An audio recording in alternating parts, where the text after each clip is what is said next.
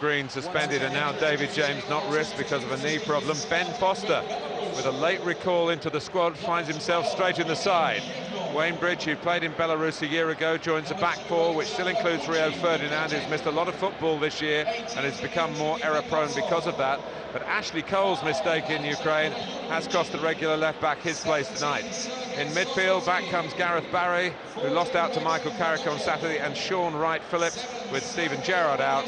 And in the absence of Wayne Rooney with a sore calf, Aston Villa's Agbon Lahore gets his first competitive football for England, while his club colleague Emil Heskey gives way to a former Villa forward in Peter Crouch. Well, it's a great opportunity for Crouch and Agbonlahor to impress Capello. Agbonlahor will need to show he can play with his back to goal against a deep line defence, while Crouch must show he can dominate defenders when crosses are played into the box by Lennon and Wright-Phillips. Belarus field the same side, which was too good for Kazakhstan on Saturday when the Russian-based Timofey Kalachov scored twice. Only 5 of this 11 faced England in Minsk a year ago, including Alexander Kulchi, who is now their most capped international of all time. Their German coach, Ben Stanger, says he hasn't come here to stifle England. He wants his young side to enjoy their Wembley experience. Although Belarus, I think, will sit deep in an attempt to frustrate England, midfielder Kalachev and playmaker Kutuzov have the ability to threaten on the counter-attack. But to do so, they will need Kulchi to play around the pressing game that Fabio Capello demands of his team. The referee is Lucilio Cardoso from Portugal, who's already officiated in England this season at Everton for a Europa League qualifier.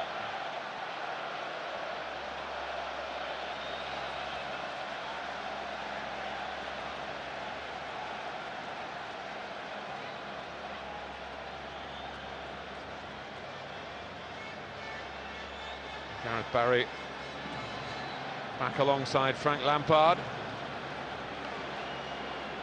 and it's what being referred to up front as Rio Ferdinand looks to get through a night without making a mistake. Up front it's the Peter Gabriel partnership, hoping to bring some harmony to England's attack tonight.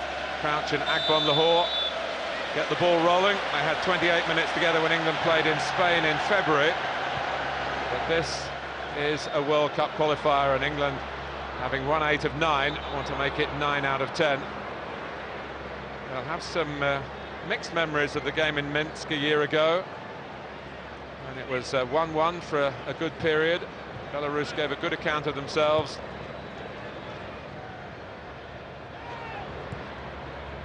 And they are neat and tidy.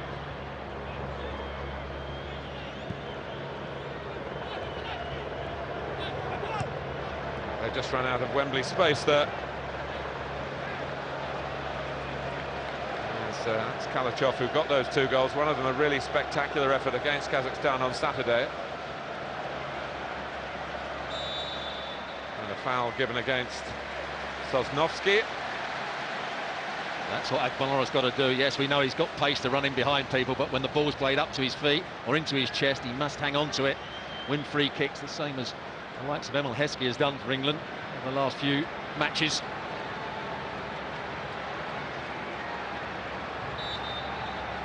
Ferdinand has come up, Terry as well. The ball not deep enough for either of them. And the shot just skims wide of the goalkeeper's right-hand post from Sean Wright-Phillips. Well, it wasn't a good defensive header out. It wasn't a good free kick from Frank Lampard in the first place, but the header went straight to Wright-Phillips. Good first touch. Just comes across the ball. There's nobody on the edge of the box. They didn't really press him either. Lacklustre defending from Belarus. Maybe a sign of the times that Wright-Phillips is one of 3 Manchester City players in the England lineup tonight.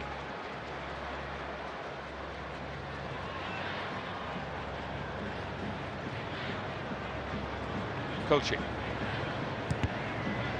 Left back, Jurevich. There's the pressing from England. Front players need to do their work. Midfield players also. Ferdinand committed to it, and it's a useful touch. Wright-Phillips, Barry, and to stroke it wide to Wayne Bridge, who's got to try and get back here.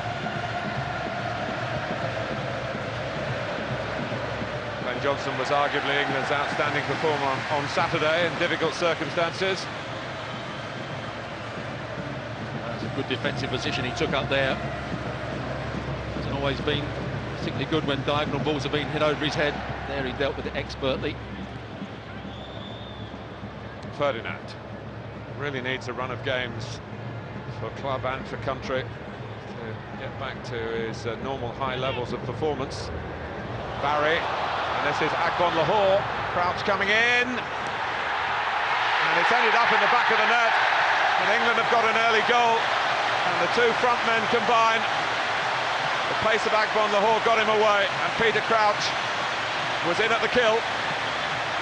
Well, Agbon Lahore took up a wide position, made a great run inside the fullback, but he was brilliantly found by Gareth Barry. He was under a bit of pressure here, played it inside the fullback. Agbon Lahore not always too precise in these situations. But Peter Crouch just got in front of the centre half. But what a ball this is from Gareth Barry. And Agbon Lahore just played it into the danger area.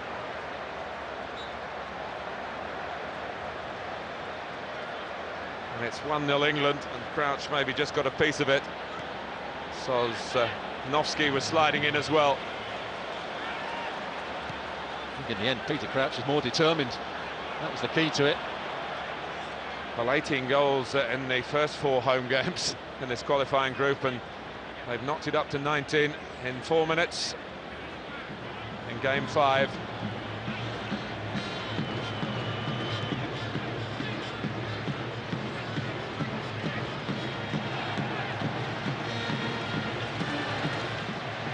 Who plays for Zenit of St. Petersburg. And he's chiselled a corner out of Glenn Johnson. Very direct from Kornilenko. No trickery, just a bit of power and pace. Belarus has scored a couple of goals in this group. They've not been shy in front of goal, Belarus. Ben Foster trying to scamper to prevent a corner on the other side, and he hasn't been able to do that. But what a couple of days it's been for Foster, who wasn't in the original squad. And to some extent, and it's probably a bit unfair to take it quite at face value, this statement, but for this game he's the 5th choice goalkeeper. He's probably higher up the pecking order than that. He's had 1 or 2 injury problems and 1 or 2 form problems with Manchester United, but the potential is there. England have struggled to keep clean sheets. Kornilenko lurking by the near post. It was a brilliant work free kick, a bit of pushing and shoving. They knew exactly where they were playing the ball. Kutuzov let it run. Kornilenko should have got it on target. England with no player on the near post. That ball shouldn't have been allowed to travel that far.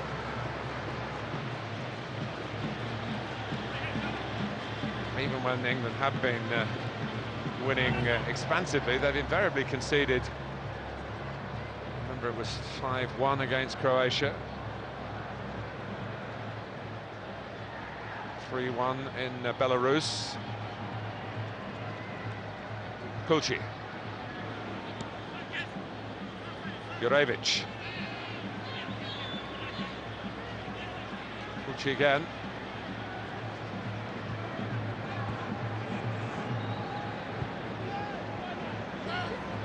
Belarus. Goalkeeper is Yuri Zhevnov. Like a number of these players, Hans is living in club football in Russia. Of course, Belarus, or White Russia as it was once called,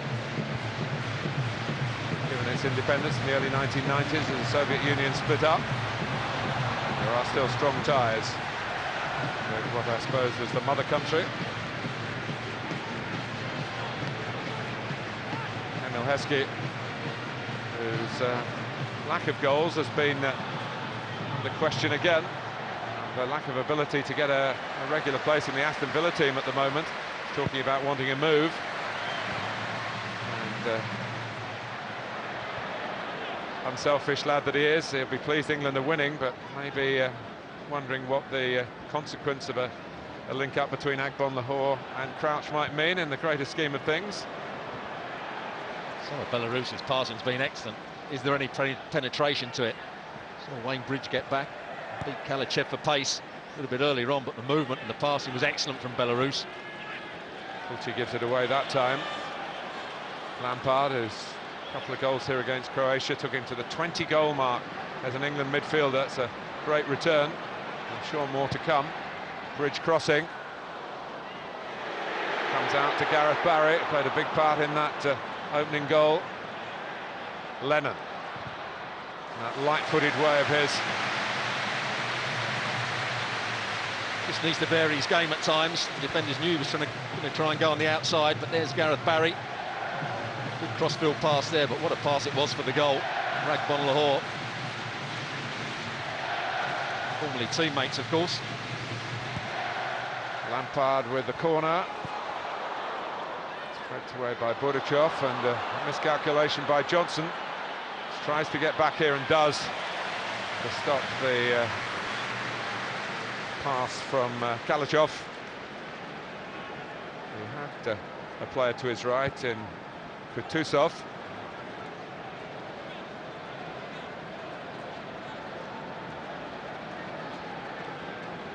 It's good for England to get off the mark quickly here with all the talk about the ones who aren't playing. Rooney, of course, and Steven Gerrard, who between them contributed all three in Belarus last October. Kulchi. Right back is Shitov.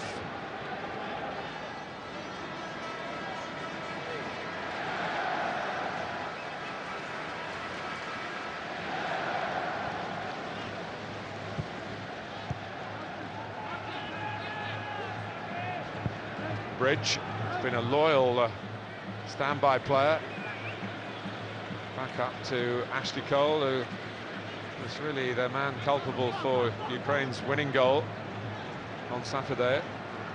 May not be the only reason why Bridge is preferred tonight, but I'm sure it's a factor. As Capello does like to make a point to his players that complacency is not on the agenda for him. Croucher got it back and then brought down, and it's a free kick to England on the edge of the D. He almost played a lovely little ball through to Agbonlahor there. Peter Crouch just got intercepted, but had the whereabouts to win it back. There it goes.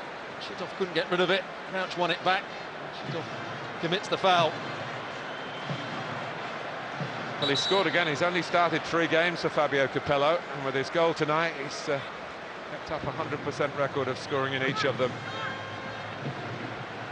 averaging pretty much a goal every 2 internationals.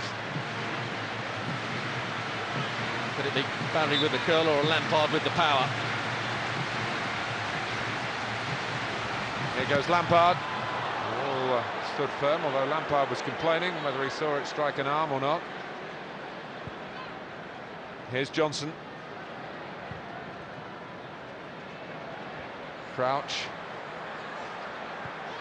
And Crouch going in again and claiming that he was put off his stride unfairly, and but maybe England had a good shout for a penalty here. Well, that's what Capello will be looking for. When those diagonal balls are hit in, not only does he win them in the air, he heads them down to other people. He headed that one down to Agbonlahor. Well, I think he'd be fortunate to get a penalty out of that. I think he was trying to bend the ball into the far corner, didn't quite get it right.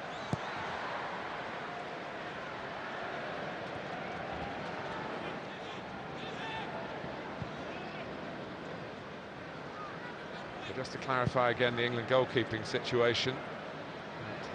It's a push by Agbonlahor. David James was set to start and win his 50th cap, but he hasn't trained since Saturday because of a knee problem. If it was a real urgent scenario, I think he could have played. More pressing injury concern here for Belarus. For Kalachev. But Fabio Capello decided not to use David James. Paul Robinson was in the original squad, and then he was replaced by Joe Hart, but it's Ben Foster who's in at the other end. But this is the end where it mattered for England so early. And the jubilation for Peter Crouch. Well, he certainly was determined. He made the run into the box. Beat Sosnowski to the ball. Didn't get a lot of a touch on it, enough to take it past the goalkeeper. When you've got legs as long as that, though, you're going to get there somehow, aren't you? That was better from Agbonlahor. I've seen him play so often, get into those positions and then pick out the wrong pass. On that occasion, he didn't try and be too clever, he just played it into an area. Nice little knockdown by the Villa man again.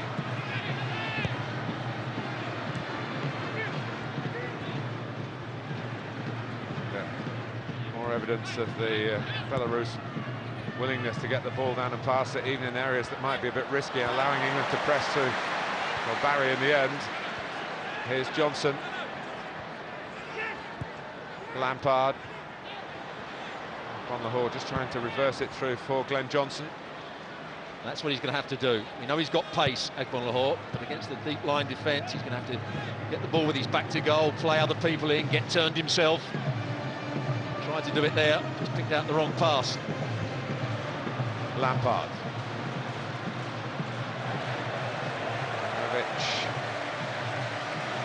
Got a little touch on it.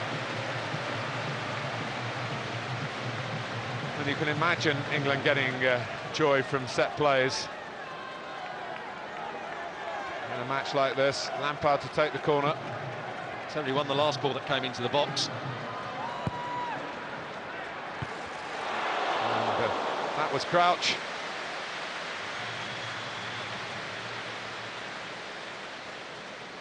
He's doing what's asked of him. Ball played in, pushes Gareth Barry out the way, gets there before his marker, Sosnowski. Two players actually there. Shoot-off didn't help his other defender out, but Crouch, good start to the game. Well, Michael Owen is part of the group of players invited here. He's got Jimmy Bullard, I think, to his right in the back row, as we look anyway. Now with the Hull City, who was called up for one squad and then has lost out really through injuries, just on his way back. Might play on Monday for Hull at Fulham here in London. But the camera's on Michael Owen, understandably, because Fabio Capello has been distinctly underwhelmed by the Owen claims. I'm not surprised either. It's been a good time since Michael Owen was at his best, when he was racing past defenders, making forward runs. I think Capello's right to have left him out. Well, Owen now, of course, with Manchester United. Capello went to see him play, and he came off injured. But that's where they are gathered there. It's hard for those players too, because they'd all want to be out on the pitch, trying to stake their claims to be in the squad. But when the Italian master coach calls, you come, even if you've got to sit in the stand. At least most of them have come anyway. I think there's 55 players in all, 40 of whom have been used under Fabio Capello.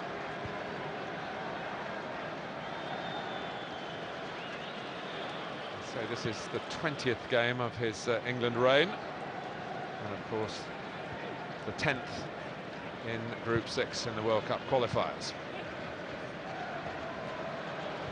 Bridge, Lampard. Now Lennon. Bridge deciding now to make his way back. And it's the other full-back, Glenn Johnson, tries to push on. Lennon just missed an opportunity there to play Frank Lampard in. Lampard made a great little run. Lennon didn't see it and played backwards. That's why England's move just petered out. Bridge. Sosnowski got to that one.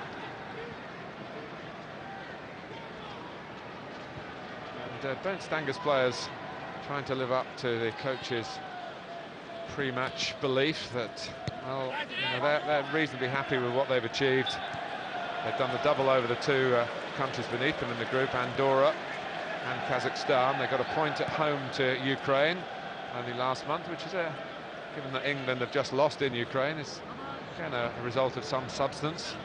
It looks as though it might end Ukraine's chances of reaching the playoffs, finishing second to England in the group. But if you've missed the earlier news, they have done that with a 6-0 win away to Andorra tonight. And Croatia will not be in the World Cup finals in South Africa in 2010. They finished third. Also got to remember that Alexander Hleb hasn't played much for Belarus in this campaign, their best player. Nor his brother Vyacheslav, who's also a youthful performer as well.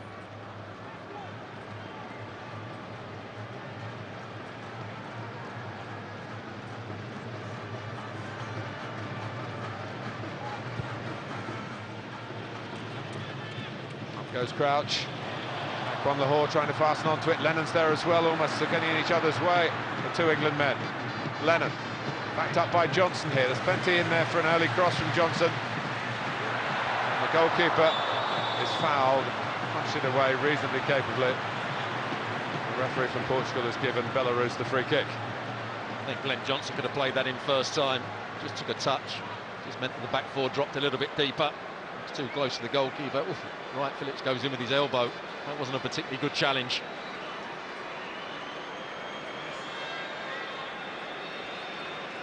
But before that, just from Foster's kick, we saw Peter Crouch win the ball in the air, which he's expected to do, and Bonhor get on the next one, and then a cross comes into the box. It's Group 1 football, but England can mix it now. They can play that way, but they can also have their good movement in midfield.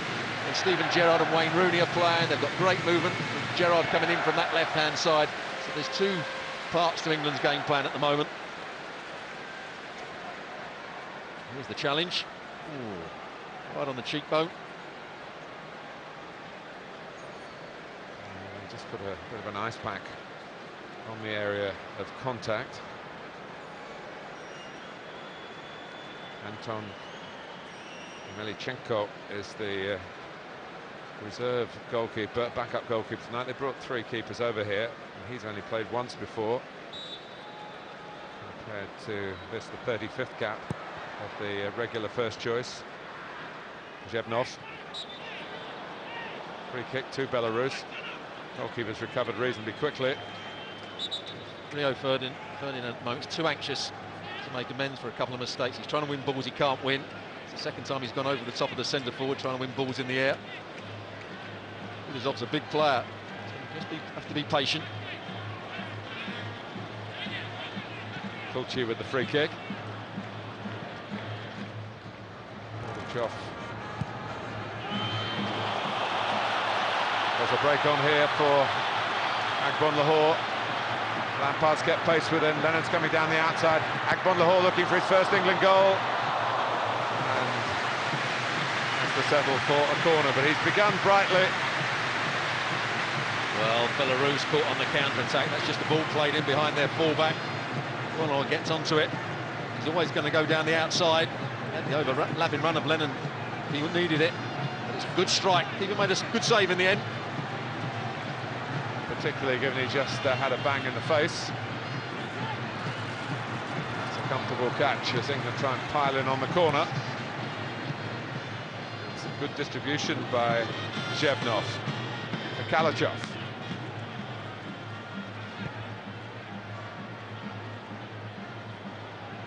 Support from the right back on the inside.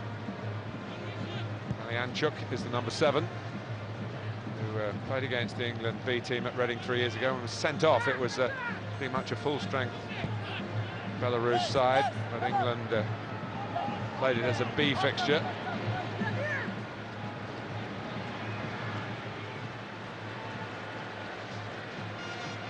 And we're beaten.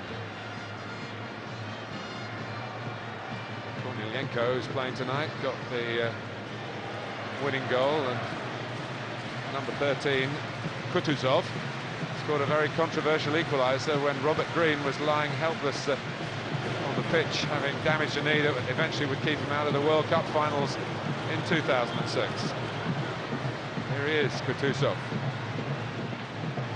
Kornieljenko has stayed down on the ground, but he's back up now, and Belarus have got plenty of players forward.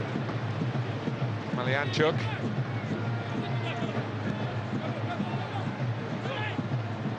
And again. Flying a header away by John Terry for England. Kulchi. Jurevich. There's room here for Kulchi. He chose to take advantage of it by playing a pass as he was unchallenged, but might have been a little bit more positive with the ball. He's an engaging guy with an interesting past, Bernd Stanger. He was here before as a head coach. I'll tell you how long ago it was when he was in charge of East Germany. Back in the 1980s, they were beaten 1-0 by a Brian Robson goal. In those days, most teams are beaten by a Brian Robson goal at some stage. Yes. Kornilenko.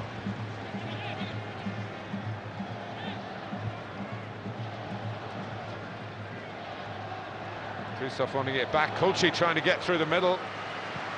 And, Johnson went with him. Down goes Wright Phillips. That's the way Belarus play. They like those little triangles in and around the edge of the box. Very clever at doing it so. Foul, Sean Wright Phillips. Here's Johnson.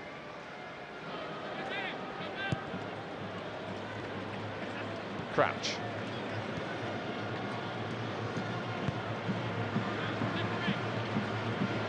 Leading by a goal scored in the 4th minute by Peter Crouch. Made by a combination of Gareth Barry and this fella, Gabriel Agbonlahor. He was with the England under-21 party in Sweden in the summer for that Euro tournament, which England got to the final but were heavily beaten by Germany. Agbonlahor didn't play much. He had quite a few injury problems out there. Barry. Certainly begun this season brightly, though. So it looks like criticism of Martin O'Neill last year. He probably overplayed Agbonlahor. Got tired towards the end of the season. He started off very well for the under-21s, but had some very indifferent games. Got a bit of stick off the Aston Villa fans as well at one point. Not getting any stick now, is he? He's really been very, very effective so far this season, and he's earned his chance tonight. Crouch couldn't angle the ball down for Agbonlahor. Malianchuk. Tusov, who's been the most consistent scorer for this group of Belarusian players. He scored 13 times for his country. Wright Phillips. When the England wide men get into their stride and see the extra Premier League power that the England players have, and pace. Kulchi. Jurevich.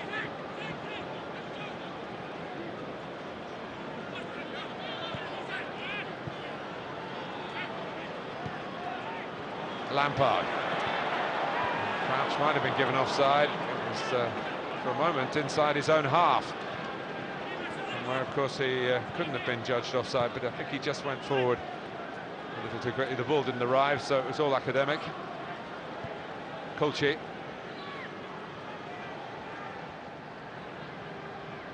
Malianchuk. The open fellow screaming at Wayne Bridge there to get tighter as that ball was played across. Rio Ferdinand still hasn't found his best form even in this game. Can't win too many balls in the air that he can't win. Looked a bit edgy. It's strange, isn't it, because he's a player who has made the game look extremely comfortable for him in the past. Pace and the intellectual approach, if you like, as a man at the back. He reads the game so well, but lack of football will hurt anybody, and he certainly had a lack of football in 2009. Missed more games than he's played. Lack of football also leads to lack of confidence as well, and once you get into that frame of mind, every mistake you make seems to be punished. Fabio Capello saying how interesting this game would be for him and assessing other options. They need England to stick to the sort of qualities he's inspired in the, if you like, the regular starting 11. move the ball quickly, as you said, Stuart, to press when they have it. Oh, right, Phillips might get to this. Hoff's in the nick of time for Belarus, one of the centre-backs.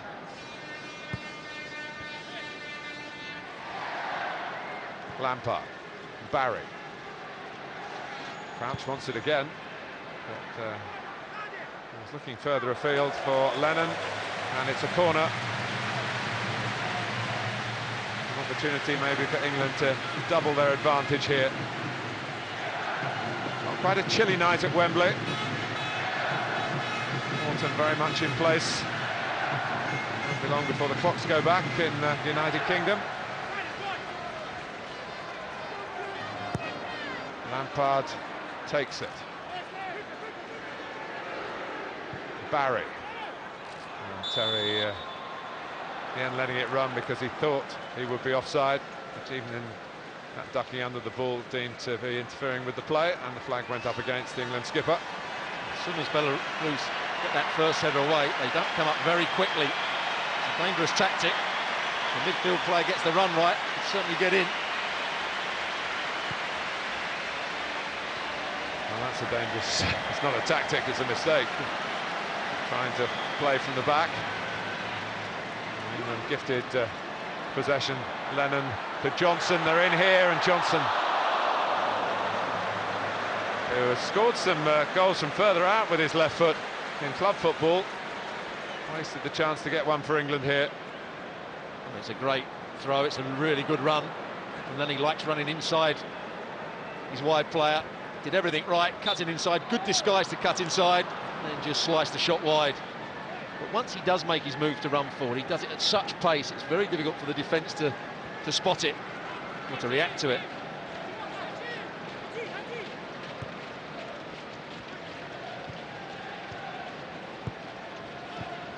Kalachov. Certainly in wide areas, and England can switch the ball quickly. Belarus very narrow at times, and they switch the ball quickly to the wide players and get the fullbacks in forward positions. A whole stream of crosses can come in against this Belarus team. Well, they're trying to do it their way, Belarus, and the passing across the pitch throughout their own penalty area has now got them into the England half. Jurevich, Kulchi. Terry will cut this out. Ferdinand. Pushed by Sosnovsky, who has such an awkward opponent in Peter Crouch. Peter Crouch did well there. Got underneath the ball, knew he couldn't win it, just took the push. Look at Heskey's record over this World Cup qualifying campaign. He's won so many free kicks for England. Just by being that physical presence, Crouch has to do the same.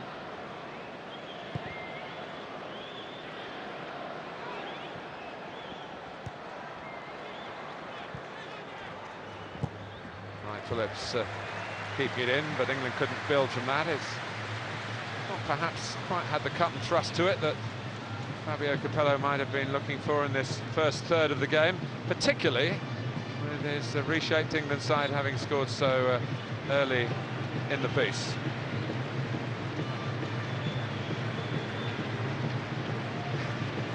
Well, I think he'd be disappointed that England haven't switched play quickly enough. They haven't pressed the ball well at times. They've allowed Belarus to keep possession in midfield. It's the tempo of the game that I think he'll want improving in the second half. This is good covering again defensively by Johnson, who quite rightly highlighted his attacking skills, but he has to make sure he's error-free in those sort of areas, be the complete right back. But he's certainly much better than he was in that respect. Terry.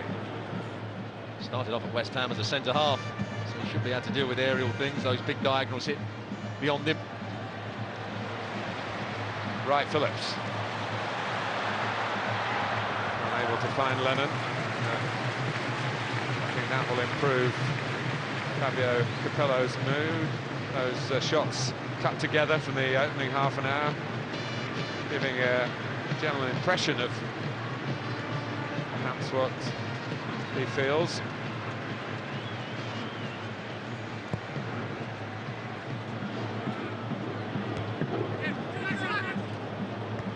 Lampard. Akpon Lahore. Barry, Akpon Lahore again, keeping it going to Bridge.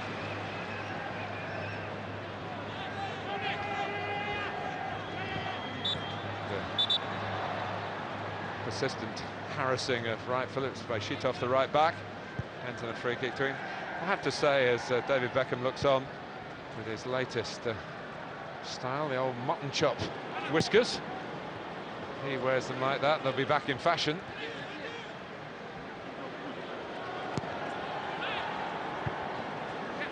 In goes Terry, but Johnson loses out. Some strong play by Bordachev. Oh, and it's just away from Kornilenko. England might have been undone then. A mistake from Glenn Johnson. Bordachev just pinching the ball off of him. Never thought that he was going to find the right pass. Just overhit it in the end. Word of warning for Glenn Johnson. Can't be too complacent. Still got to concentrate. Ferdinand. Barry.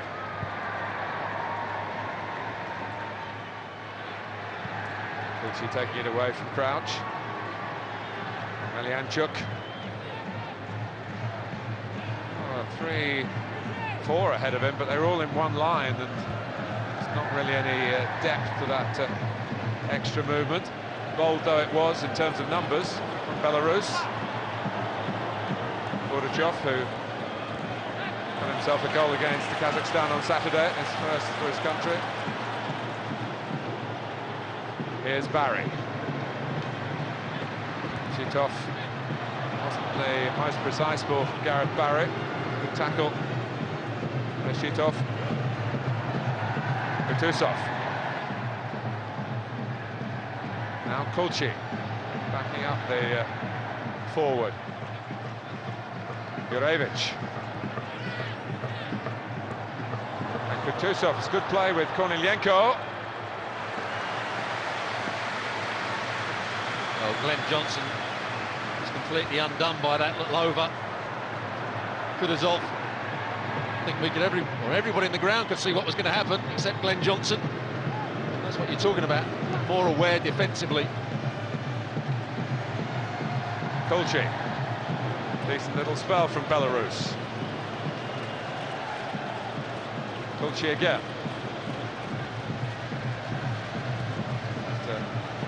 Kutusov and Kornilenko have played quite a lot together, and that understanding showing from time to time.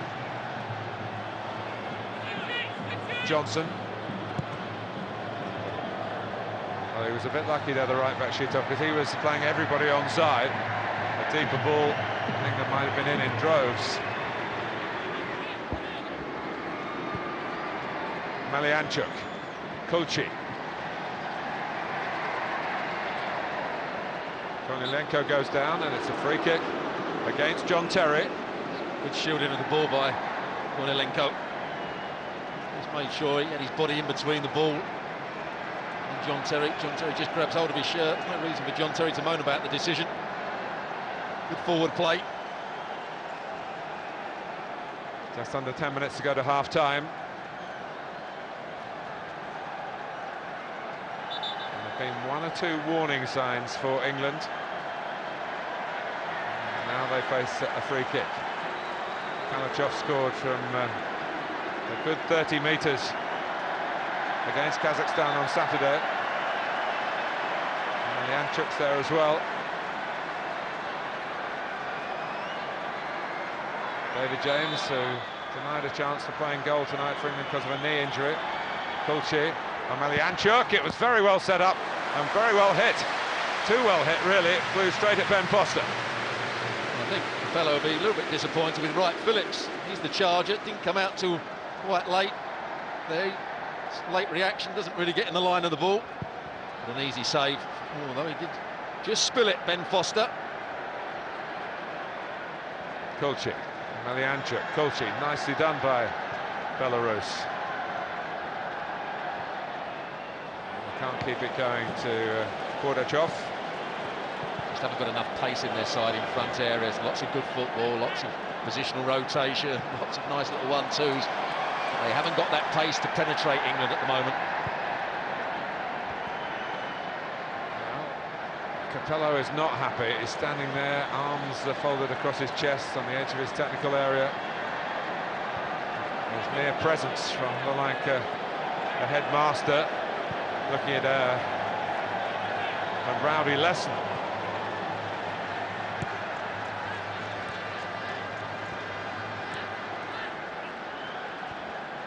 Gorbachev, and now foul by Setata.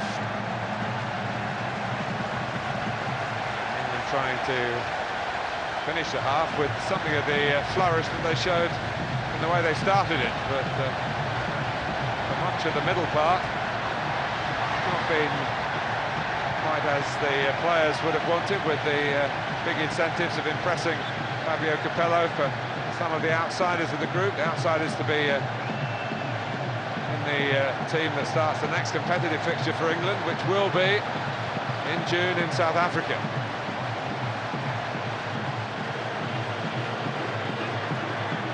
Jurevich, Melianchuk, starting from deep, Bridge ran past the ball. Claiming a throw, but it'll be Belarus ball. England lost their way the last 10-15 minutes.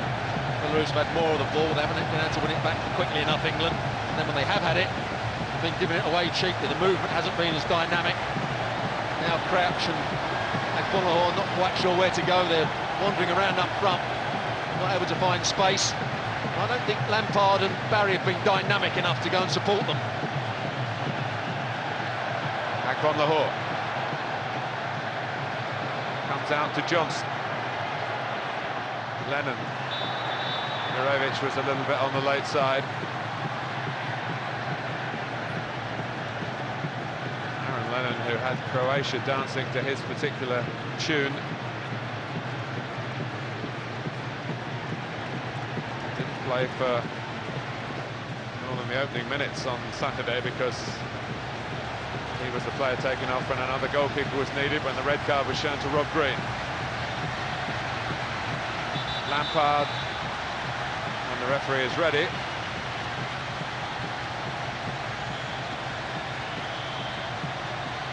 Which he is now.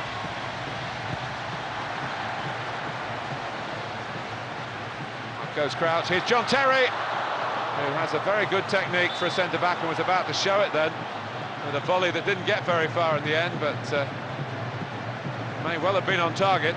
Yeah, Shitov did well just to get a block on this. The referee's given a free kick. Won by Peter Crouch at the second attempt. Shitov just gets across there, gets a good block in. I think the referee gave a free kick for dangerous play. I'm not sure what was dangerous about that. Ball was there to be won. John Terry.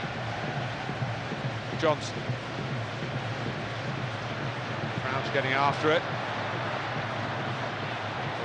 Strong-armed out of the way by Shitov, and Shevnov able to come and sort things out for Belarus again. They go short from the goalkeeper. The pass count will be high from Belarus, but it's where those passes have been played that is the more telling interpretation of the statistic. A lot of them in their own half. Kravtsov.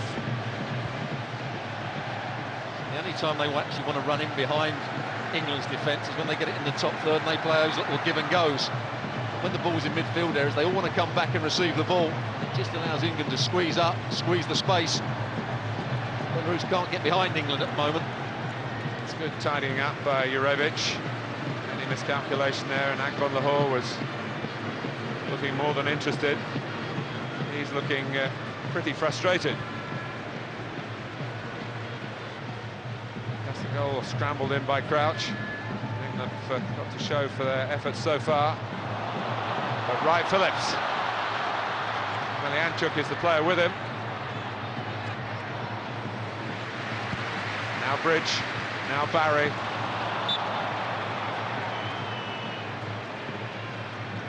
I don't think Barry's done enough so far in this game, so that he's certainty to start every game for England. Played that great ball to start with, given the ball away there, then committed a bad foul. Fortunate to get away without a booking there.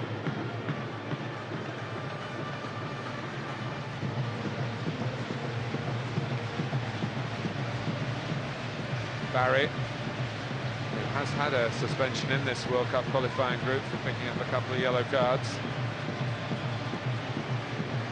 Kutusov.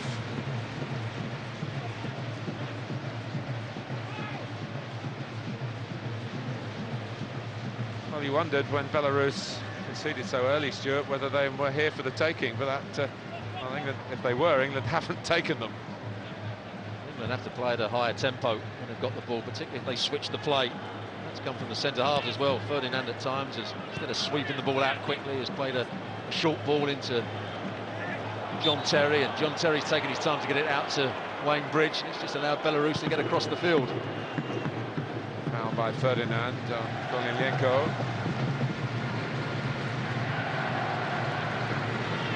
One thing we haven't talked about, the England players have been pretty critical after each game they played on this pitch, even though it's, I don't know, the third or fourth pitch that's been put down here. And it's not to their liking. They certainly haven't found any great zip in their play. Sometimes a quick pitch can help. Lennon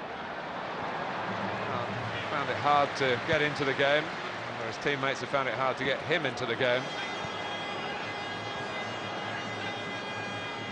Lampard. Barry.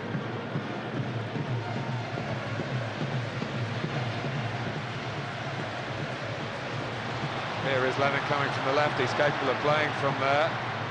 He's just gone into the congestion zone. Bordichov. Little step over again.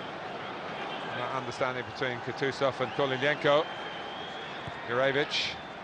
Again, they try and work it, those two front men. Glenn Johnson read that one. Well played, Glenn Johnson. That's the fourth one he's tried.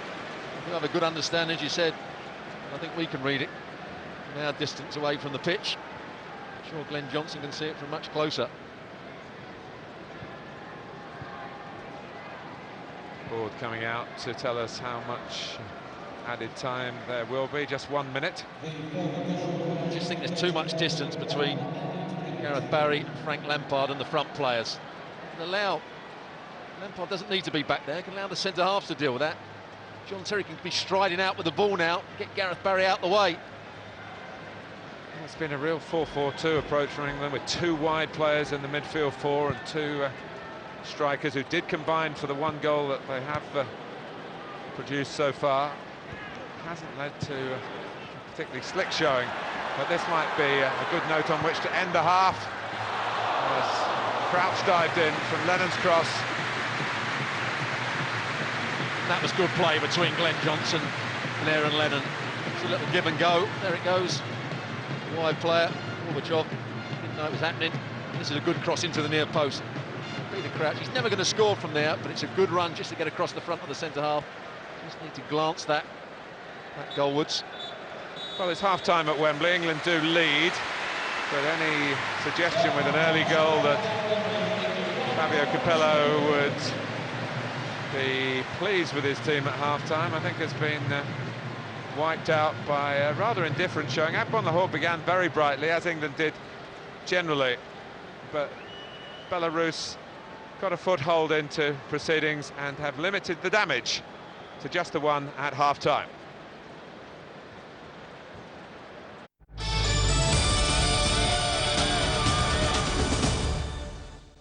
Setata Sports, your passport to the best in European football this weekend.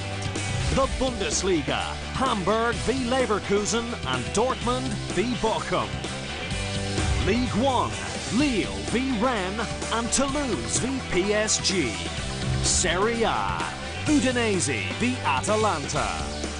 Live European football this weekend on Setata Sports. Chelsea TV on Setata Sports. Keep up to date with all the latest from inside Stamford Bridge. Watch extended coverage of Chelsea's League, Cup and European campaigns.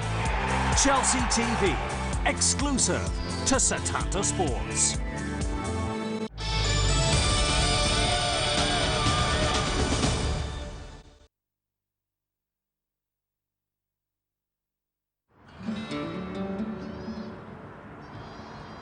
Well, people tell me that I'm involved in quite lucky. They'd say I'd fall in the Clyde and come out with a salmon. Being homeless is probably one of the best things that's happened to me.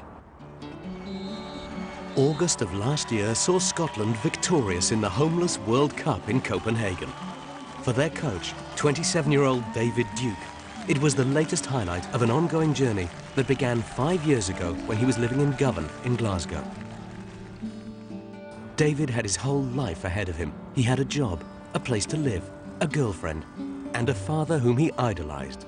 But then, disaster struck. I hadn't really seen my dad for a while, and all of a sudden he died, and I kind of didn't take it the right way. I kind of blocked everything out, and all of a sudden I just found myself just going on a total binge, giving up my job, losing my flat, and splitting up with my girlfriend, and as a result I ended up on the streets type thing. You know?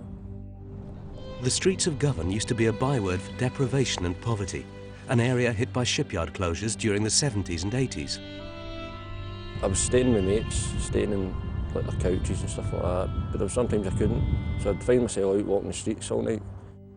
The only option I had was really go and stay with my family, which I didn't really want to because I'd kind of fell down and I didn't want people to say, oh, we'll help you. I wanted to do it myself. Such stubbornness would prove to be the catalyst that would put a stop to David's steady decline into a life fuelled by drink. So I went over to the James Shields project, which is a homeless project for 16 to 25-year-olds, and it was there I found out about the Homeless World Cup. There was an advertisement in the big issue seen by one of the staff in there, and they encouraged me to go along. And just by going down to the football, started to lift my confidence again, and before I knew it I was selected. And then I went to Sweden, played in the Homeless World Cup. Getting involved with the Homeless World Cup was just the focus David needed. One of the tournament's ambassadors is Manchester United legend Eric Cantona, a maverick whose game was based not just on skill, but was played from the heart. I know that all the team, all the players, all the coaches worked hard for a few months to be here. So to me, that's the most important thing, to wake up every day in the morning with a goal. That's amazing. Former Rangers player Ali Dawson was David's first coach with the Scottish homeless side. When I first met David, you could see he had a little bit of ability, but he was a larger-than-life character. And when you're away with people, you want people like that on board. From then on, his focus was, I want to do something here, and it really come on from there. The idea for the Homeless World Cup, now in its 5th year, was the brainchild of fellow Scot Mel Young.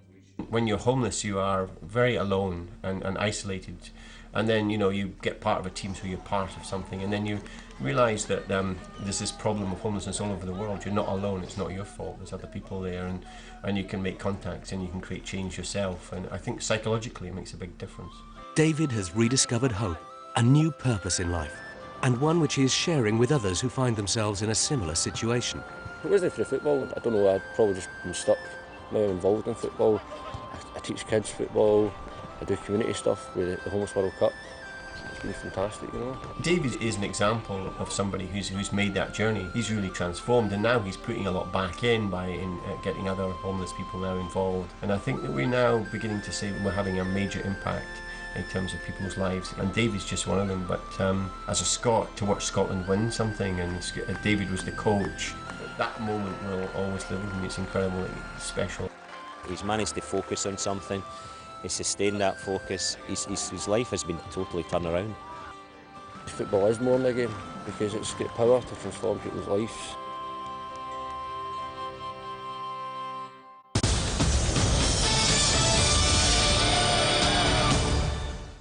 Scottish Premier League this weekend live on Setata Sports. Here it is, it's it! Beautifully struck by McCullum. Again, he's swiveling. Scoring! Finnegan for Walker. And the goal. Oh, that's a wonderful goal. McDonald.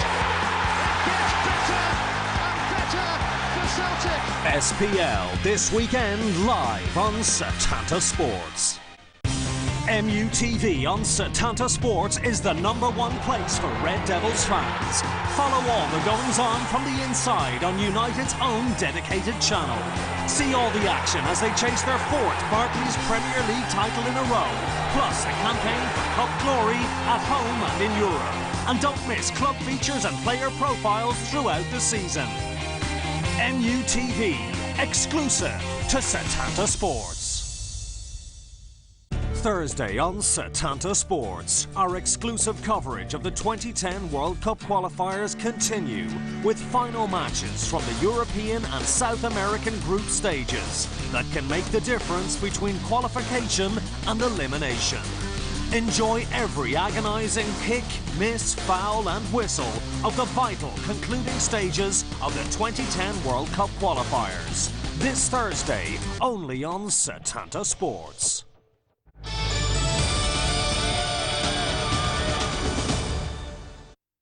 Well, welcome back to the second half at Wembley. England, Belarus, and Belarus making a change at half-time. Vitaly Rodionov. He's coming on.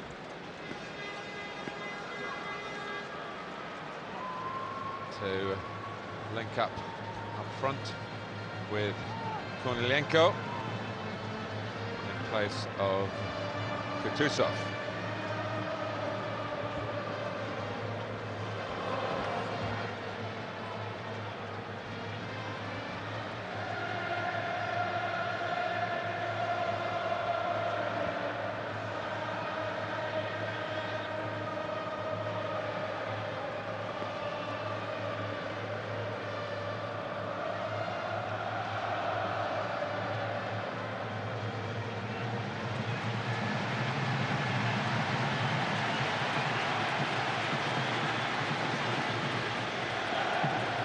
England came out early for the second half. Maybe you sometimes wonder whether a frustrated coach has said, go on, get out there and do better.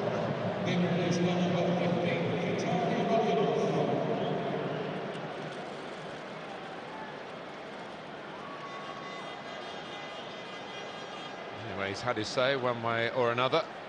But I think any of you watching will know that England can do better. You might have enjoyed some of the football from Belarus. Have not forgotten that this is essentially a passing game.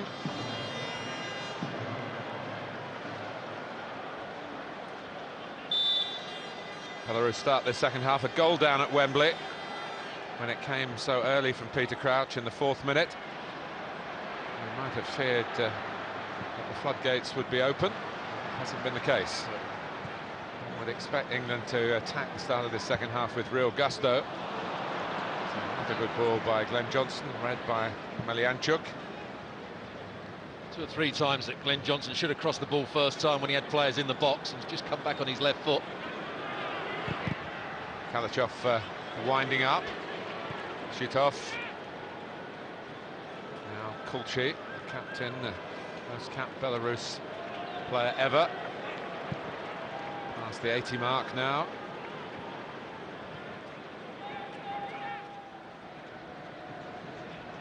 Kulchi again, looking for the, I think for Kalachov in the end, but the substitute has come on at the start of the second half. Rodionov for Kutuzov.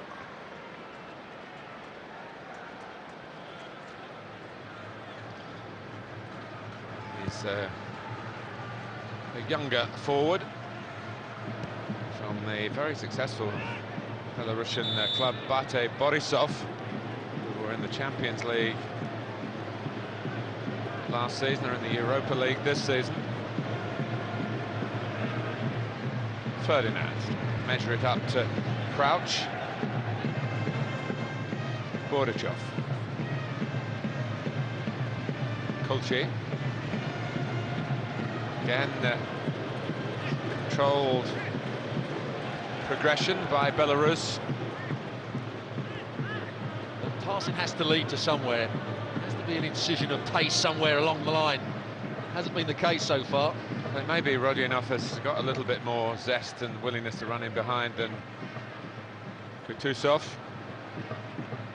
Kutuzov had that little bit of vision, that creativity. If Belarus were going to score in that first, it was going to come from a little pass or a little leave by Kutuzov.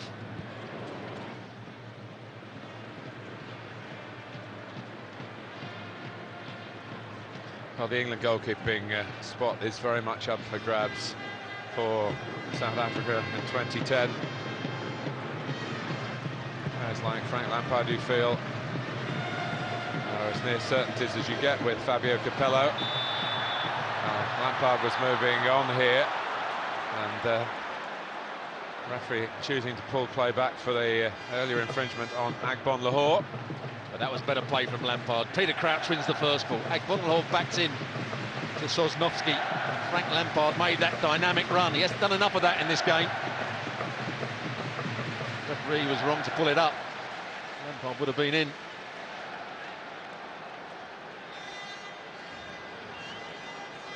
Well, Lampard went for power in the first half. And Berry goes for a little curler. So Lampard set to strike it once again.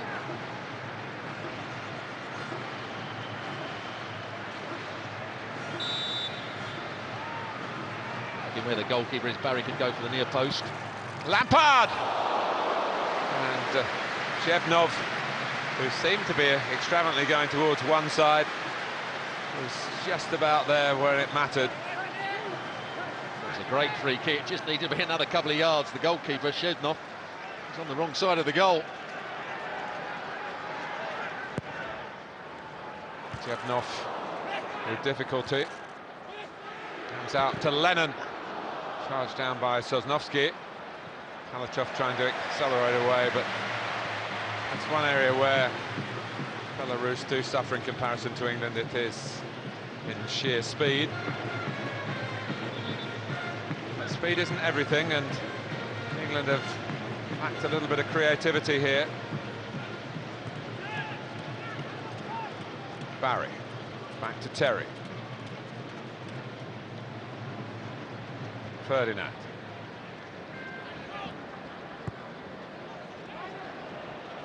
For Agbon Lahore to be interested in from Glenn Johnson, who backs up his own pass. Melianchuk stops in, interception by Lennon. Now Bridge, trying to lift the tempo. Wright Phillips, stopped by Shitov. That was a poor pass from Wayne Bridge. Easy for the centre-half to read. There's too much distance between Wright Phillips and Bridge to play that ball. Big centre-half, Bukovtsov, just read it too easily.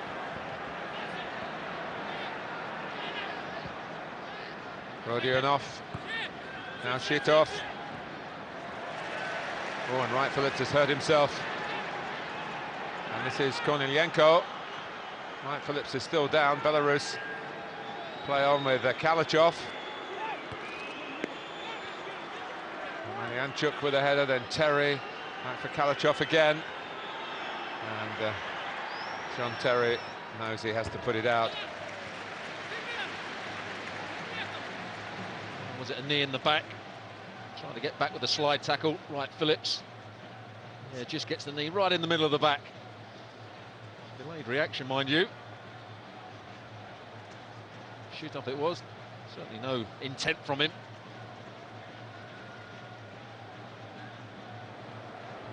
Kalachov gives England back the ball by the goal kick.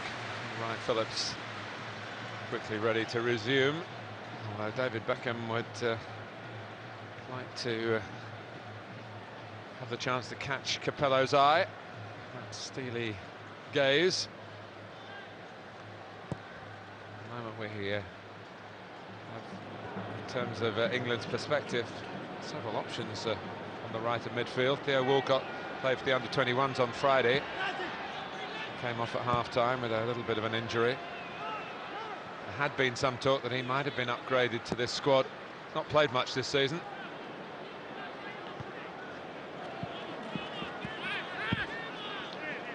I think expectations a little bit too high in Theo Walcott after his hat-trick against Croatia. Seen him play a lot for Arsenal. He's very much a hit-and-miss player. Here's Lampard. Now Lennon. Looking for Lampard to get forward again. Sosnovski able to tidy up again. Happy to play it short, Belarus. And risk the ball being nicked from them. Rodionov. Wasn't really what Belarus needed, and back come England with Bridge. Wright Phillips. Losing out rather cheaply to Shitov. I think Capello will be worried by this performance. Obviously there's not the... Oh, that's a poor challenge. Very dangerous challenge. By Kornilenko. Referee has, I think, been well aware that the die is cast in this group, and handing out yellow cards only in extreme circumstances. That was an extreme circumstance, as Stuart rightly says. Wasn't pretty. Well, the game's been played in a decent spirit. Does he go over the top here? And he jumps into the challenge. And he knew, to be fair. It's a poor challenge, though. Studs are showing.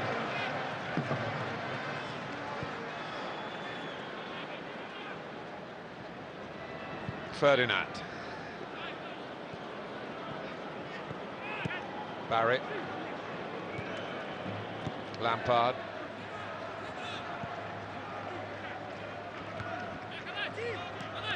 Kalachov. Malianchuk. Kornilenko did well. It was a good idea from Malianchuk. He had a runner in Rodionov.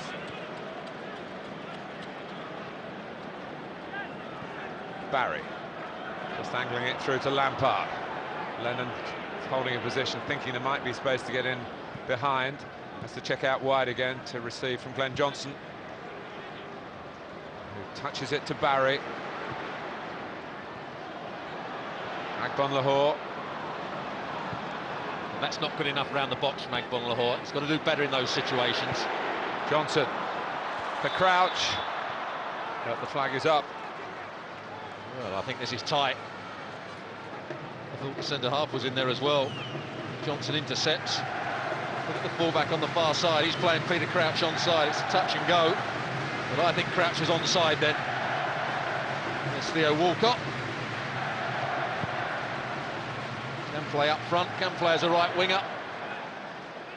I haven't been impressed with his performances in the under-21s when he has played. Had a very poor tournament in the under-21s in Sweden in the summer.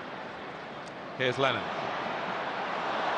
Having a go, ending up on the deck, but the decision is not a penalty. In the end, it is a corner. Belarus rather wasted the chance to play on after Lennon had gone to ground. That's good trickery. There's a bit of pace. Just steps on the ball. Certainly no penalty. Sloppy from Sosnovsky after that to concede the corner. Yeah, just steps on the ball, Aaron Lennon, but that was better. Fine trickery and pace on that occasion. Lampard's corner. Goalkeeper deals with it. Lennon trying to get there. And again. Kalachov dropping up on the far side. Malianchuk.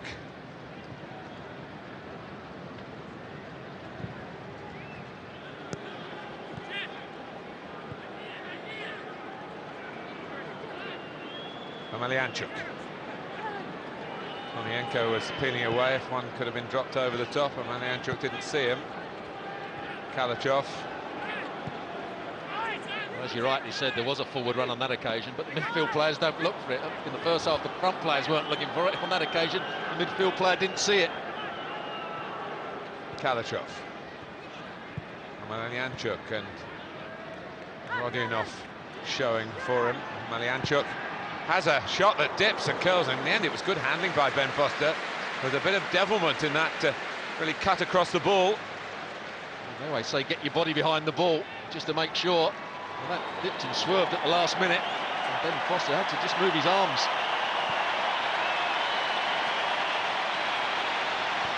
Well, the anticipation around the ground is for the impending arrival of David Beckham, and England have lacked a bit of craft.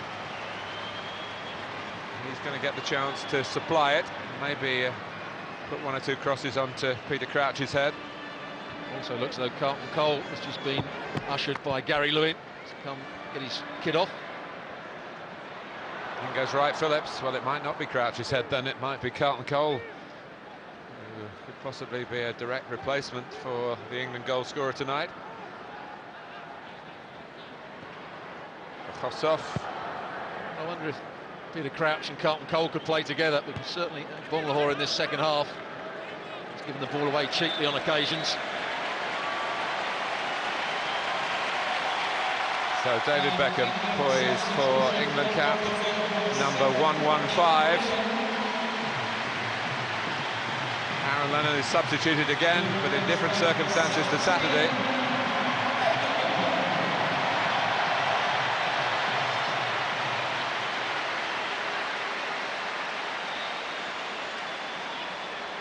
Straight swap, he's going to play on the right-hand side of midfield.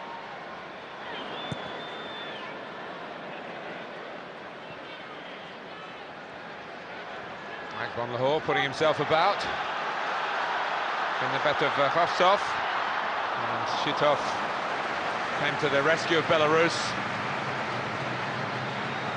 That's what Bonlahor can do with his pace, his bit of power and determination. Wins the ball back and doesn't find the pass in the first half. He played exactly the same ball. This time Shitov just gets the block in. Well, you know what David Beckham can do from corners, including the short one. Wright Phillips has made room for the shot. It's a goal. Goalkeeper might have done better, but Sean Wright Phillips at last has Fabio Capello celebrating. Well, we've seen Steven Gerrard on the left-hand side in most of the England games, cutting in with his right foot, hitting shots. On this occasion, it's Sean Wright Phillips from the short corner. Taken Belarus from caught a little bit square, and then Kulshi doesn't defend well, allows Sean Wright Phillips to go past him. It does curl at the last minute, but the goalkeeper Shevnov should do a lot better. It was a rather weak left hand from a strongish shot from Sean Wright Phillips, but England lead by 2-0. And Beckham, the magic touch from the corner. Good decision to play the short one. You were building him up for that big in-swinger. I was just building up for a good corner, and it's a successful one, which Wright Phillips took on. Terry trying to get there and does. Oddly enough, might have got caught in the face there. Come down to holding that part of his anatomy. Oh, did John Terry went in with a very strong tackle, which was a good tackle. Did he go in with his elbow as well? Here's Crouch. It was Kornilenko, actually, who was the player who was felled one way or another, but he's back up now.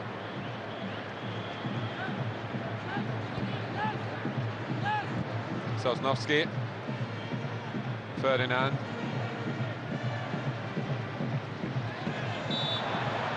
Beckham was caught. He's having a better season with LA Galaxy.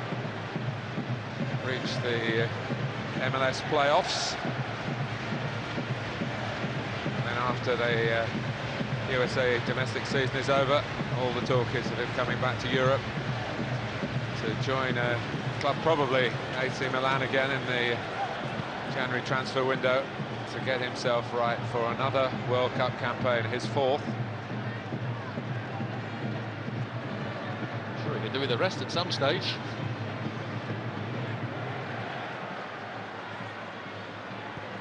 He's had a fair rest over the past few days, hasn't he? I mean, a bit of training, but he's been sitting it out until now.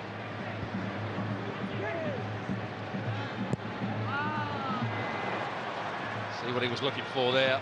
Ball was played back to me, trying to hit that big crossfield ball to Sean Wright Phillips. Just sliced it. But the vision was there. And this, their 5th home game in this group. England have now reached the princely total of 20 goals. Crouch. Beckham wins the tackle. Lampard setting off, knowing that Beckham's got a decent chance of finding it. It wasn't an easy ball.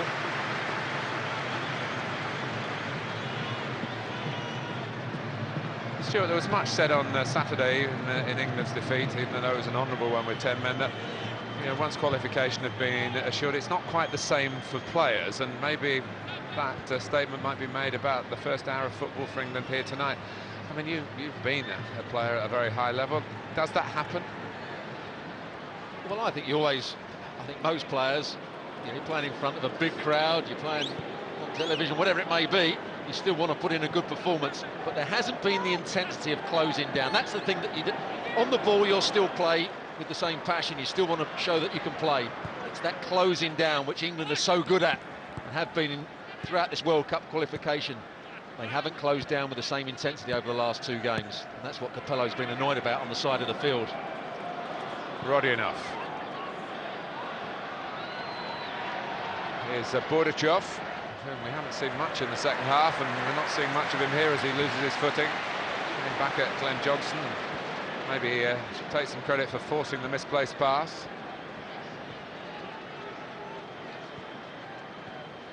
Capello would love a clean sheet here. They've only been 6 in 19 games in his period in charge of England. Bordachov rather.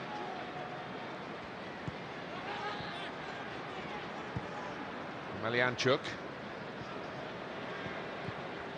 Melianchuk, good play. Very good play and a very good save at the end of it. Undoubtedly Belarus's best bit of football in the match. Oh, some magnificent give-and-go football. At last they had a bit of penetration. And the number 7 started off. There's the little pass back from Korshi.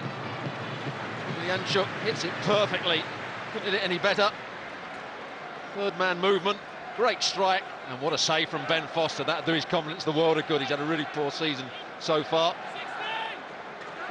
And a very strong left hand. Well, they are all good friends, the goalkeepers. They have to be. They understand each other's difficulties, but there is a big competition going on for England. And Foster half getting there this time. Almost came out for Shitov. Melianchuk, who started it all with a shot that was turned aside.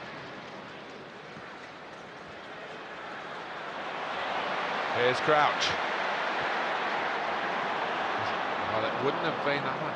Sometimes the flag does go up late, but Von Lahore might just have been in there. We're going to see whether it is he or Crouch who goes off, because Carlton Cole is poised to come on.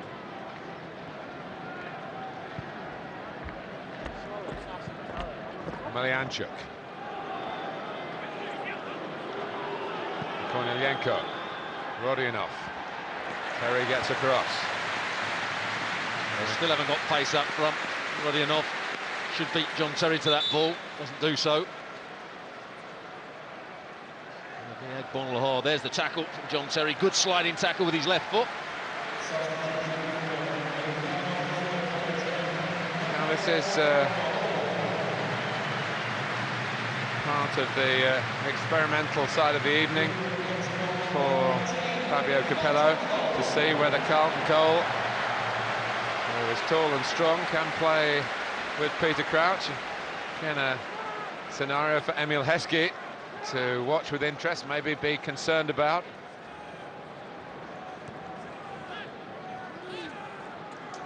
Kalachov. Melianchuk. Beckham. And goes Sosnovsky. Melianchuk. Rodionov trying to burst through. Wayne Bridge will chip it away up towards Carlton Cole of West Ham United, of course. And that little passage of play a problem for Sosnovsky. Carlton Cole leads with his elbow. He wins the ball as well in the air. Sure, there wasn't too much intent on it, but Sosnovsky certainly got one in the round about the nose. Very painful, I'm sure. You see there a bit of a black eye, a bit of a lump coming on the side of the face, top of the cheekbone. Yeah, that was one for the centre back there, and one for the goalkeeper from Sean Wright Phillips in the first half. Almost on the identical spot. That ice bag is out again. Joe Cole. is here. Jermaine Genius to the right as we look. Joe Cole as getting himself back into fitness for Chelsea. Been out January to September with a knee injury, but of course has credentials for the World Cup squad, if not even the World Cup team itself. Well, I thought in the last World Cup his partnership with Ashley Cole down that left-hand side was probably, they were the two best performers for England in the last World Cup. England lacked creativity and didn't really play as many people thought they would do. I saw him play for Chelsea's reserves only a couple of weeks ago. He had a very poor game, very rusty. Yeah, he knows he's not ready yet. Of course, the hard part is to get some football in the Chelsea first team. And there's so many competition, so much competition for places. There's the Chelsea and England captain John Terry, and that's a poor one. Kalachov. Chase on for Rodionov. A multi-ball system here. He got, oh, that's a brusque tackle, shall we say, by Wayne Bridge. It just needs to be patient there, Wayne Bridge. Throw in, the player's got his back to goal. Yeah, job.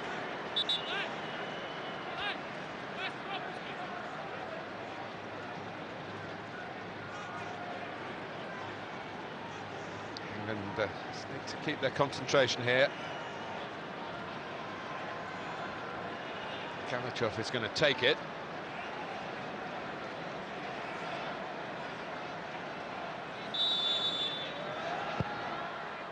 It's of the deeper variety, and England didn't win the header. Ben Foster backpedaling, and the whistle has gone.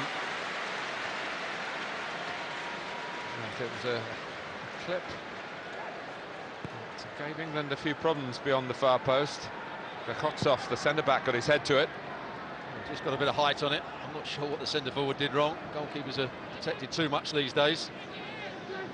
Going back to Carlton Cole, seen him play a lot for West Ham as the lone striker. He seems to play that role much better than when he's playing with another centre-forward. He does like to get between the two centre-halves, make forward runs. Foul by Ferdinand on Kornilenko.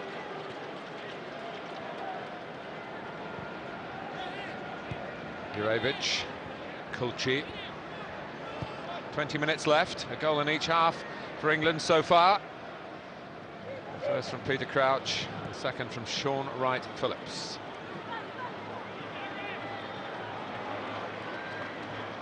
Rodionov. Well defended by Bridge.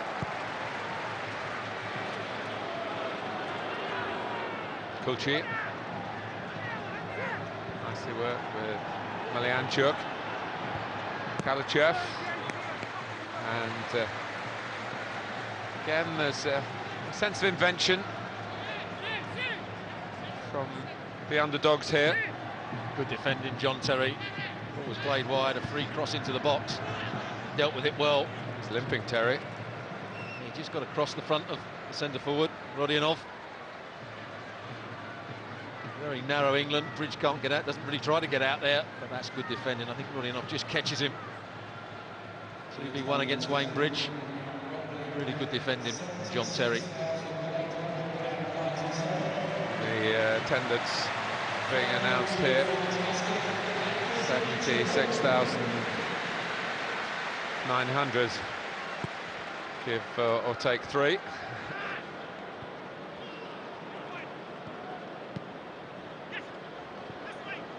Wright-Phillips. Like to keep the old mental arithmetic going, Stuart. In the era of the calculator. Here is Johnson. Now Ferdinand. There's still a chance for England to put a real gloss on the scoreline here. Carlton Cole trying to nudge it across to Crouch, who was being blocked off, but that happens all the time. There is Cole's strength. The ball just played up. It was a very hopeful ball up to him from Rio Ferdinand. backed in, he won the challenge, then went past the defender. I thought he could have hit it with his left foot. He had a chance, didn't want to use his left foot, trying to sort of play it with the outside of his right. Barry. Now Johnson. Beckham. Almost over Sosnowski, where Crouch was lurking. There had been suggestions, Stuart, that Carlton Cole, who came on, remember, in a team with 10 men with a specific job and a way of playing, specific instructions in Ukraine on Saturday, and he didn't fulfil those instructions. Otherwise he might have started this game tonight. So he has got a lot of attributes. Well, Fabio Capello is a coach of the highest quality. Oh, and Roddy Foster went out chasing that and could have been left stranded. Sorry to cut across you there. And what he demands, because he's a technical coach, a tactical coach, he wants his players to do as they're told. If they don't carry it out, he gets very annoyed. There's a lot of coaches that just allow players to play for themselves at times, do their own thing. Not Capello, he's got a game plan. That's probably why Michael Owen doesn't get a look in, because he doesn't work hard enough to close people down at times. Well, when Rio Ferdinand is down and taking account, so to speak, there's concern. And my special guest tonight from country's armed forces.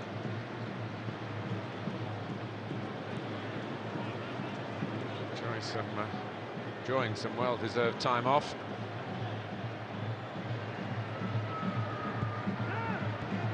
It's a lovely touch from Crouch. It wasn't an easy ball to control. Lampard trying to get Carlton Cole through. Malianchuk. Roddy enough. Controlled it with an arm. It might be a problem for Wayne Bridge. John Terry just signalling to the bench that Wayne Bridge has got a bit of a problem. Lampard.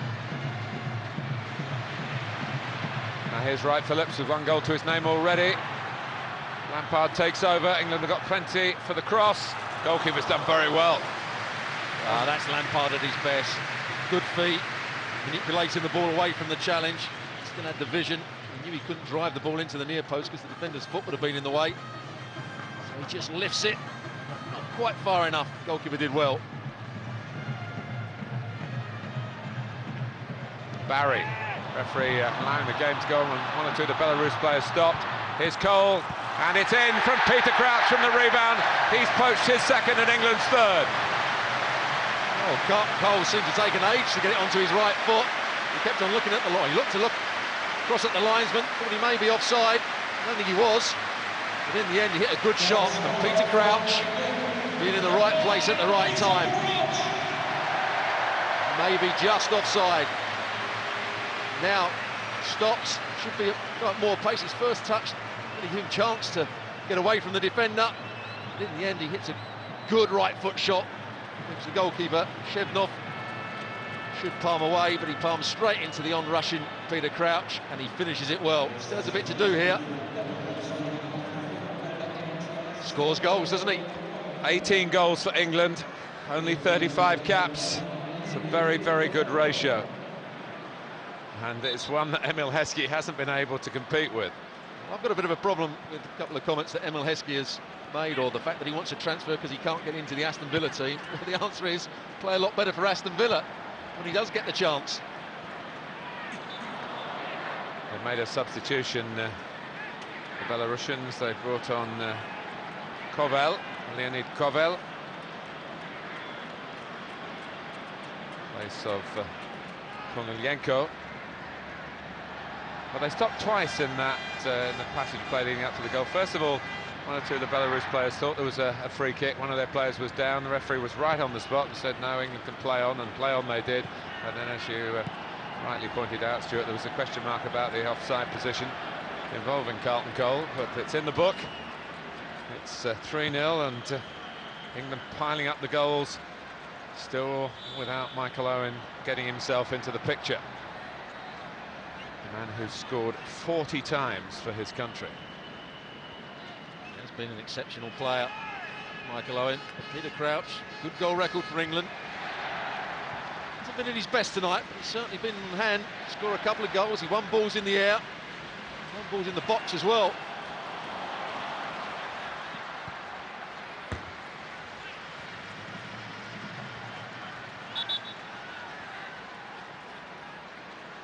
came on in the last World Cup, didn't he, against Trinidad and Tobago, and scored with that leap at the far post. Just when England looked like they were going to get a draw. Now this is interesting. Ashley Cole is an England substitute tonight, but when Wembridge has to go off, it's James Milner, about whom there's been talk about playing at right back. Is he going to come on and go to left back, or will Gareth Barry go to left back, who's played there before? Well, they're all looking very quizzically over at Fabio Capello. They come on with the instructions. It looks though Gareth Barry's going to go to left back. Is he? No. James Milner, by taking this throw, probably means he's going to be at left back. And Ashley Cole has never been on as a substitute for England. All his 77 caps have been as a starter. And that now can't be changed tonight. But Penny for his thoughts about that change. Well, I think he's a sure thing for the left back spot. Fabio Capello's just allowed him a little bit of rest. You can't see Milner being a left back, or in contention to be a left back at the World Cup. But he is in contention to be a utility player at the World Cup. He certainly is. Got to say, still don't think he quite has the quality to be a full international. Saw him play a lot of times for the under-21s. Good player that he is, just doesn't have that extra bit of quality. Here's Barry, who stayed in midfield. Beckham. Wright Phillips. Milner there to supply across. Not a very good one. Terry wins it back.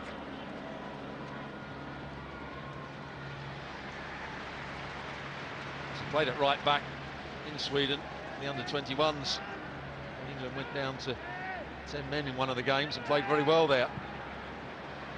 Barry picking out Beckham. Crouches on a hat-trick, of course. He's already scored one threesome for England. That was against Jamaica prior to the World Cup in 2006. What a cross that was from David Beckham. Peter Crouch tried his hardest to get there, but Carlton Cole just a bit dozy at the far post.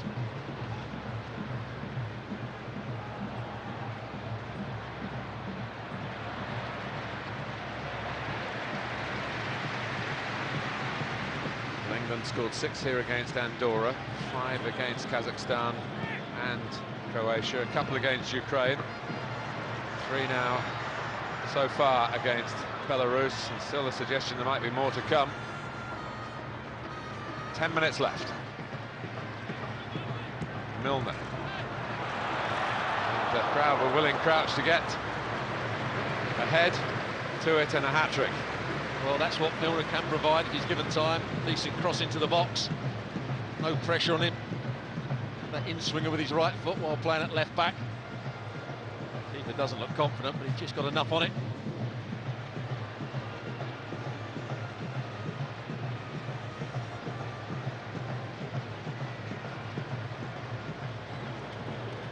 Well, it might not be the 10 out of 10 campaign that Capello wanted after qualification was assured here with the 8th win out of 8. It's certainly going to be a very hot 100% home record. And England, remember, have only been playing in this stadium for just over 2 years. Struggling to find their feet at the outset. Still complaints, as I mentioned earlier, about the playing surface. But they are very much at home when it comes to the results. They certainly look as they can score goals. Even though they haven't played particularly well today, they've still been more penetrative than Belarus. You've got to remember this is without, in my view, England's 2 best players, Wayne Rooney and Steven Gerrard. Most of his opinions as well. They're the 2 players that can give England something different, a little bit of creativity. Their movement is much different to what we're seeing tonight. Cavell chasing. Chopped and changed up front. Belarus not being able to beat Ben Foster and the England back line. That's what Carlton Cole will have to improve on if he wants to get in the World Cup squad. That ball was played up to him. Looked laboured when he was trying to play the ball back. It's very good when he's running the other way, running towards goal. Like Eggball, he needs to be better with his back to goal, linking up the play.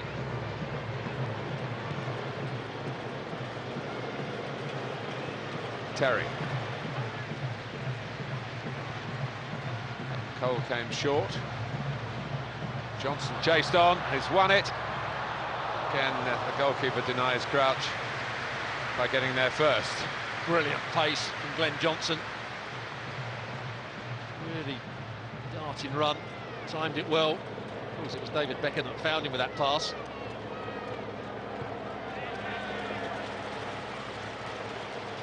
It's been a little bit of a tourist trip for Belarus. They found time yesterday on the eve of the game for the players to go shopping in London. That cross earlier on from David Beckham, Carlton Cole, maybe should have attacked it. It really was a good ball into the box.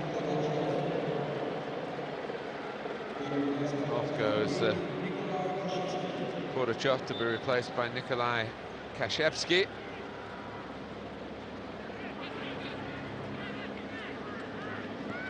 Kovsov, Shitov. It's a World Cup campaign for England in terms of qualifying. Very nearly at its end, and newcomer, Kashevsky, almost making a very telling first contribution, getting around the back of England, which is something Belarus haven't done very often. It's that big diagonal again. Glenn Johnson defended it very well in the first half. That's the second time he's been caught out slightly, just getting his body in the wrong position. It doesn't really matter against Belarus because they haven't got the pace to make it count, but against better teams, you can't be caught out like that.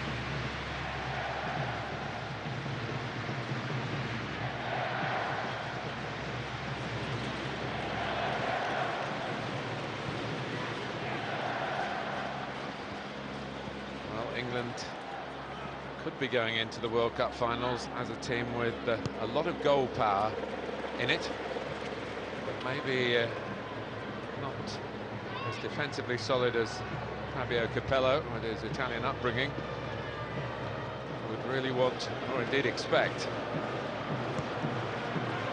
Crouch.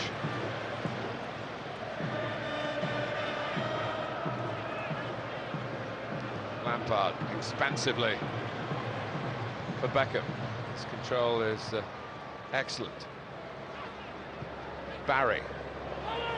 Cole on the outside of Sosnovsky. Sosnovsky with the header away. Kulchi, a good confident take with Barry breathing fire around him.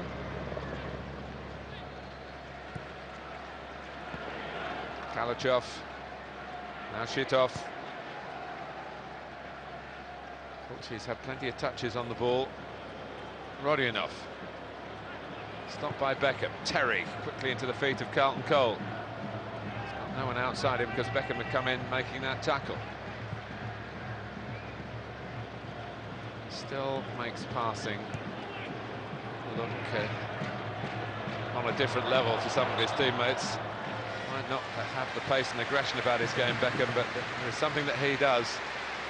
It's very hard for others to emulate from the more junior bunch. Well, as he's lost his pace, he's had to improve his vision and his awareness. His awareness here is for the run of Lampard, who's kept it in, got it back well to right Phillips. This is Milner. It's James Milner! Hits the inside of the post. And he's denied opening his senior account for England. What a pass this was. First of all from Frank Lampard. And look at the little layoff from Sean Wright-Phillips. Waited perfectly. And Beckham's winding up here and he's hit the outside of the frame of the goal. Well, what Beckham does it, he makes the goalkeeper believe he's going to play this into the far corner. And then he bends it into the near post. The goalkeeper was well beaten. Shevnov. Good disguise, and here's the chance for him. I said he didn't have an extra bit of quality. Great little step over. The Kostov too easily. then try to bend it into the far corner. But a couple of good bits of play from England.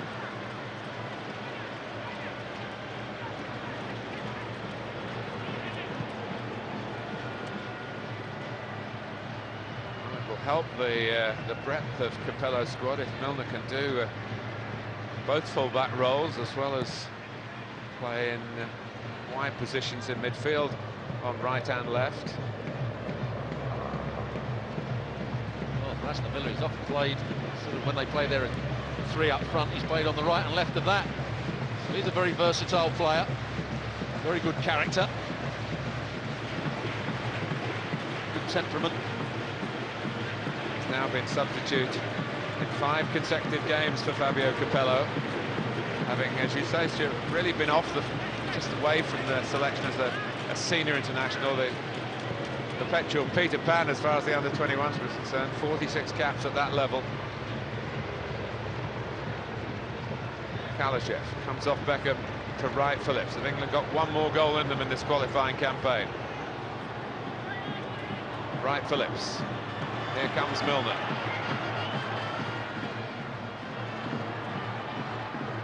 Covering against Shitov.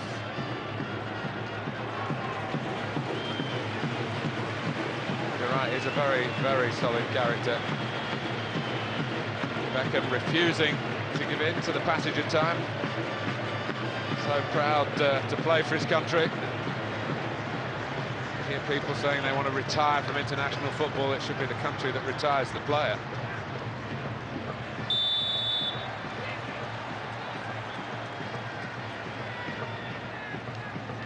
Kulchi. A little triangle on the edge of their own penalty area from the Belarus players, who are not frightened of receiving the ball under challenge. I think if Belarus want to improve their world standing, they have to combine what they do brilliantly, and that's keep the ball and the little triangles with a bit of penetration and a bit of pace. And a centre forward that's going to run in behind the opposition, because as long as you play in front of the opposition, you can't hurt them. That's exactly what Belarus have done tonight.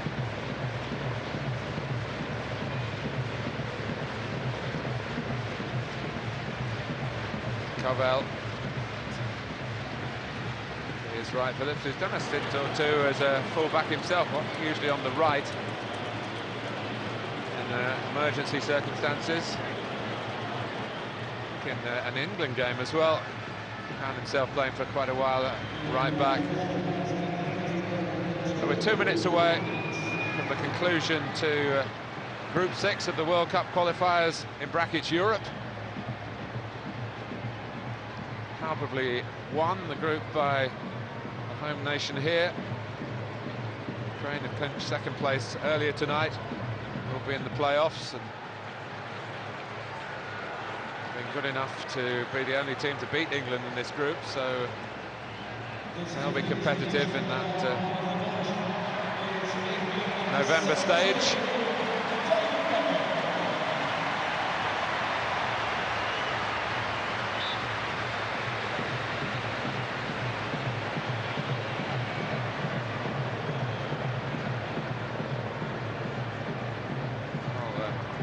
Sponsors man of the match tonight has been an England substitute, David Beckham. What Peter Crouch, having scored 2 goals, having been on from the start, might think of that, but I think the sponsors want to make David Beckham more than they do Peter Crouch. I think that's what it is. Yeah. Well said. Not that he hasn't played well since he's been on. It's brought a smile to Fabio Capello's face. He's one that is totally unmoved by celebrity. Here's Rodionov. There's no flag here. And England with Kashevsky, the second time since coming on. He's only been on a matter of minutes. Look at Glenn Johnson here. He doesn't recover quickly enough. Didn't see the situation. In the end, he has a slide challenge, but that's poor play from him. And that's what Fabio Capello will highlight in the video. Whenever he talks to Glenn Johnson, that's the situations he's got to do a lot better in. It's 9 out of 10 for England in terms of wins in the group. The latest, courtesy of 2 Peter Crouch goals in a 3-0 win over Belarus. Fabio Capello has learned plenty tonight, not all of it to smile about, but certainly Crouch has yet again stepped up to the plate. Beckham came on and was an effective substitute. Crouch, who invariably scores when he's called upon by England, but is an irregular starter. 4 goals now in 3 starts under Capello. And Sean Wright-Phillips also got in the scoring stakes with the second goal, the filling between the Crouch sandwich. Belarus enjoying the fact that they've been here at Wembley Stadium and they've played neatly. They pushed England a little bit, but not particularly hard. And England complete their competitive outings until South Africa in June 2010. And they finished off here by beating Belarus by 3 goals to 0.